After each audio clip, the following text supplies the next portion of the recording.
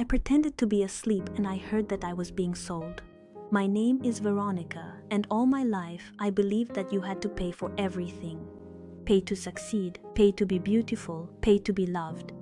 But I never imagined that love itself would have a price. And even less that this price would be me.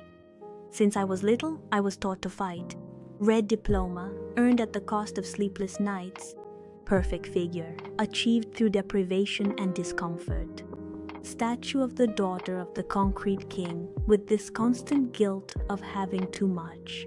So, when Kirill came into my life, I thought he was my reward. He was everything I was not. Refined, cultured, elegant, from an old Moscow family where art was discussed at the dinner table. No money. And me? A rich girl from the provinces, a walking wallet in a world of porcelain. The night everything changed, we were going to have dinner at his parents' house. I was wearing a Dior dress, beautiful. But to him, it was a mistake. "It's vulgar," he told me. "Put on your gray sweater. More discreet, discreet." Always that word. With him, I always felt like I was too loud. Too rich, too much, too myself, but I kept quiet because I loved him. The dinner was torture. His mother looked at me as if I were a mistake. His father barely spoke to me. He talked about exhibitions, books, people I didn't know. And I was there like a forgotten vending machine in a museum. At one point, I couldn't take it anymore. "I have a headache," I murmured. I went out, and that's when it all began. I sat down in an armchair, hidden behind a curtain. I closed my eyes, not to sleep, but to disappear. Then I heard voices, his and his mother's. I should never have listened, but I did. "She's unbearable," his mother said. "She reeks of the provinces." My heart tightened. Then Carrie replied, calm, cold. "Just put up with it for 2 more months." 2 months, I froze. "After the wedding, his father will transfer the assets. Once that's done, we'll get divorced." The world stopped. I wasn't a fiancé, I was an investment. And then, the final blow, Aline is pregnant. Aline, his best friend, his soul sister, the woman they adored. "The children won't be with Veronica," he added. "She's just useful." At that moment, something broke. Not my heart, no, my illusion. I remained motionless. Breathing hurt.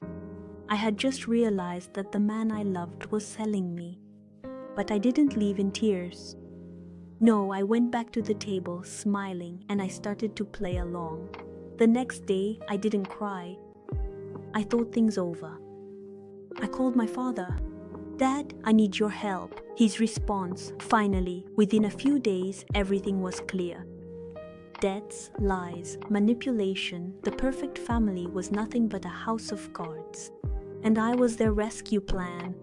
So I decided to destroy everything, but cleanly, intelligently, and for good. I invited everyone to dinner, Kirill, his parents, and Aline. They came, confident, thinking I was still in love, naive, easy to manipulate. The meal started calmly, then I spoke softly.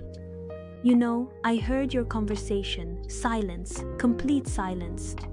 Their faces changed, panic set in. I brought out the evidence. The messages, the debts, the lies, everything. And then I looked at Aline. "By the way, are you sure that child is Kirill's? A lie, pure bluff, but enough." She hesitated, just for a second, and it was over. The mask fell, everything collapsed. They shouted, denied, begged, too late. "Get out," I said, calm, cold, free. When the door closed, I let myself fall. And for the first time in a long while, I breathed. 6 months later, I'm sitting in a cafe, in jeans, wearing that famous gray sweater. And I smile. Kirill, he sells cement for my father. Ironic, right, Aline? She had a child. Rue, Kirill, Hebron. I'm not perfect anymore. I am genuine. Yesterday, in a garage, a mechanic asked me, "Are you married?" I replied, "Almost." I didn't like it. He laughed. Then he said, My mother makes the best garlic meatballs in the world, and for the first time, I laughed out loud. Now that interests me, I said. Because in the end, true luxury isn't money, it isn't status, it isn't image, it's never having to pretend again. And you, tell me, would you have forgiven or would you have destroyed everything like she did?